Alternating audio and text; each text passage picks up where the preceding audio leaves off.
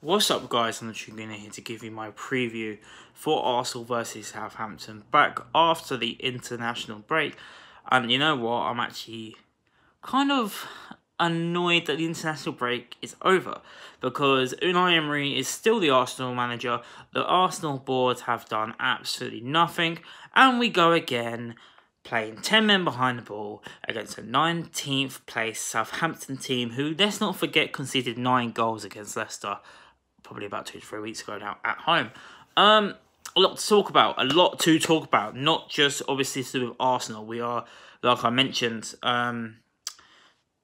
manager sackings. Who the hell saw Pochettino come in?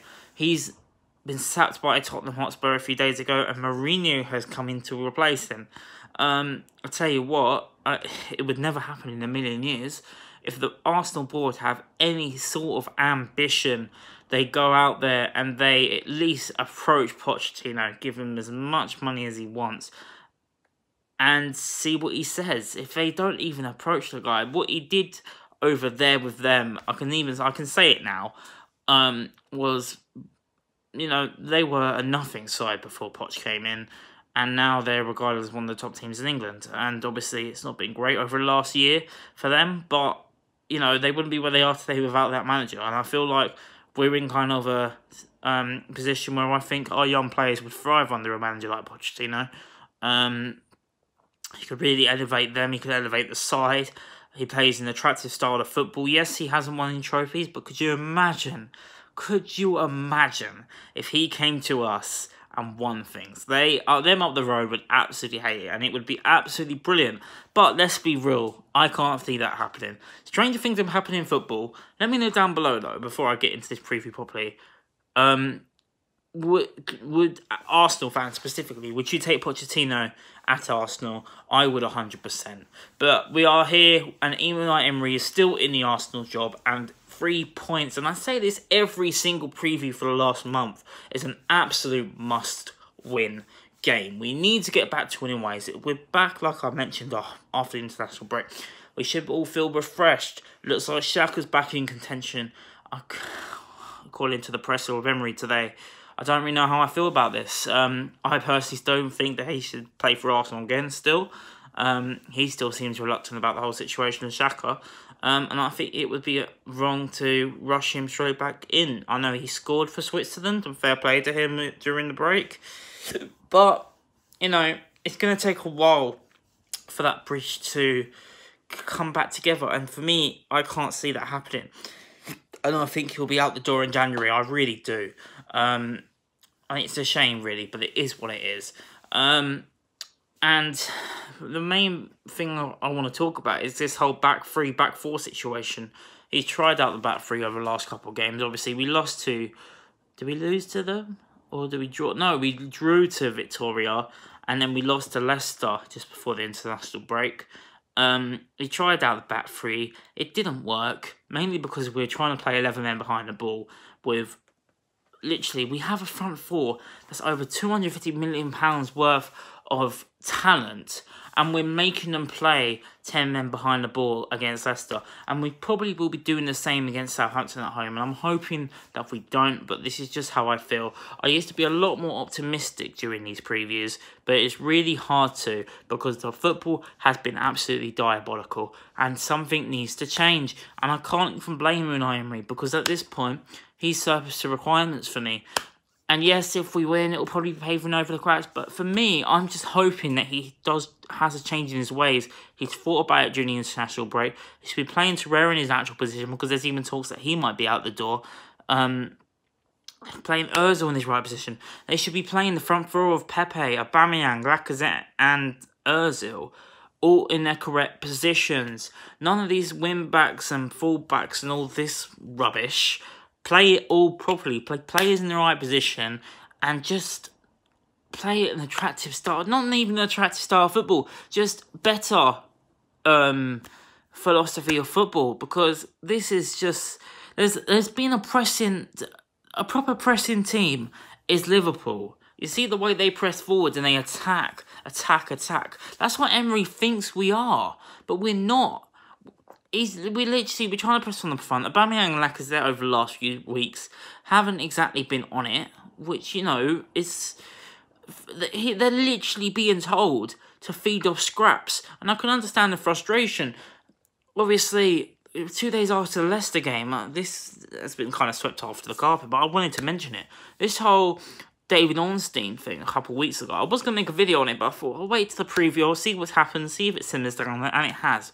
But I thought I'd quickly give it a little mention here. It was quite clear to see that the club kind of got Ornstein, or whether he still has a contact. Because remember, he did also say we wouldn't sign Pepe, and then we did end up signing Pepe. So that is what it is there. This whole thing about Aubameyang and not talking to people from AFTV like Troops. Now look, AFTV, right? I don't like everyone on it. I can understand the purpose of it in terms of, you know, giving fans a voice. That's all great. That is all great. Literally, it is great. I think there are people on it that are on it for a specific reason, though. Again, I'm not going to go too far into that. But, you know, again, that is what it is. But basically, it was almost trying to blame the fact that Aubameyang let Troops into his box, which he didn't, really, as an issue. But he's interacting with a fan, Aubameyang. If anything, that's a good thing. And if you're going to try and... If this board are going to try and drive away the only player who's literally, if it wasn't for him, would probably be where Southampton are right now in the relegation zone, then they are absolutely crazy. And he's only been the captain for like a week, and that came out. And it was papering over the whole Emery thing. And it was almost trying to, let's put the blame onto the fan channels. I'm not a massive fan of it. However, you cannot blame performances on them, because last season we had that 20-game unbeaten run. They were still there. They were still doing their thing. And people never said anything then. It's a load of absolute rubbish. It really is. It's got nothing to do with them. And whether my opinion of them is of one thing or the other. Performances on the pitch should have nothing to do with AFTV. It's Arsenal Football Club at the end of the day, and they should just man up and get on with it. Or just don't watch. You don't have to watch them. Don't watch it if it's going to be criticising you. You know, that is what it is. Just deal with it. And I kind of like what Aubameyang said in this response. But on to Southampton. I'm not really talking about them, because if I'm being honest, there isn't a lot to talk about, is there? It's Southampton. They've been absolutely awful, and now they're going to rock up to the Emirates. We're going to give them a ton of respect, and they're going to probably walk away with a point. Like, I don't know what else you want me to say. It's not really that optimistic. This is the game we need to win. And I would love to say it doesn't matter about the performance, but we just need a good performance in there as well. Do a good performance. Smash a team up like Southampton. I'll go into my 1 to 11 of what I want to pick for this game. In goal, I'm going to start with Bernd Leno. Again, he's our #1 goalkeeper. A back 4, not a back 3, a back 4. Of Kieran Tierney at left back, he should be back by now, along with Hector Bellerin at right back. 2 centre-halves now. I would have said Rob Holding, but it sounds like on Emery's presser that he might not be ready, maybe an illness or something. So it looks like we're going with the 2 psycho clowns of David Luiz and Socrates. Or maybe you're bringing Chambers instead of Socrates, because Luiz never gets dropped, so it would probably be Chambers and Luiz or Chambers and Socrates if Holding isn't ready. So it looks like us to back 4 then, isn't it? Lucas Torreira now in that midfield. He's got to be in the defensive midfield. He's not an attacking forward. He's not up front. He's in the central defensive midfielder position.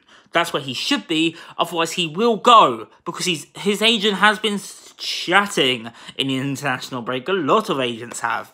So, playing him in his actual position, and he'll be happy. And alongside him, one of my favourite players this season, he's put in 100% for the majority of the season. Again, how many times do I have to say? 19 to 20 years of age, Matteo Guendouzi. He's been class all season, and he deserves to keep his place. That midfield works with a back 4. Back 5, you don't need a back 7. So don't play them two in a back when it's a back 5. Because when it's a back 4, it works. So just go with that. Obviously, ahead of them, Ceballos is still injured. So we're going to go for Mesut Ozil.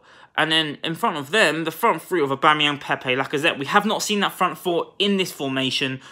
Just give Ozil the chance to be the freedom of the pitch and see what he can do, and actually allow the players to express themselves properly, and they'll see what happens. Don't play this all negative and defensive stuff.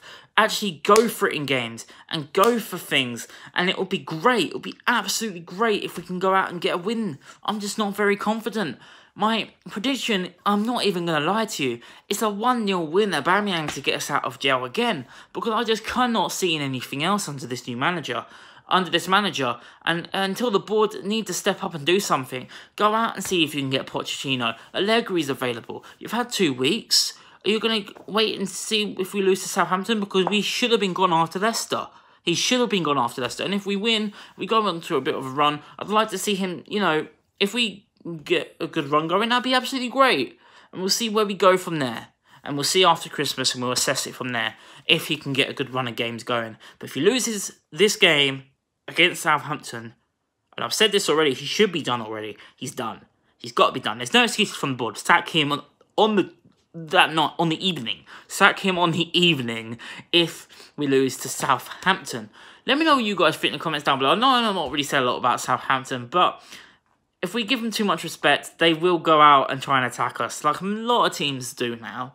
You know, they've used to be kind of our bogey team, but they're not really anymore, and they're just awful. And if we just don't get a win against them, I know we lost to St Mary's last season, but if we don't win at home against Southampton, something is very wrong, and we need to get back to winning ways, and I really hope we do on Saturday. Again, let me know what you guys think in the comments down below. Should Arsenal at least try and get Poch, even though it's very unlikely? You know, or should we just give Emery the benefit of the doubt? Would you welcome Xhaka back with open arms? Let me know in the comments down below. Again, like this video if you enjoyed my little ranty preview. I can't really be optimistic of the way that the club's been stated. I'd love to be more optimistic, but the way the club has been running recently and the way that the management has been here, and the fact that they've been trying to paper over the cracks of the whole AFTV, the Aubameyang thing, it's just really frustrating. And you know, it'll be interesting to see how they respond on Saturday. I'll be there and I'll be doing an instant reaction to the game, so look forward to that on Saturday. And like I mentioned already, like the video if you enjoyed, subscribe if you're new, and I've been the True Gooner. Thanks for watching, and peace.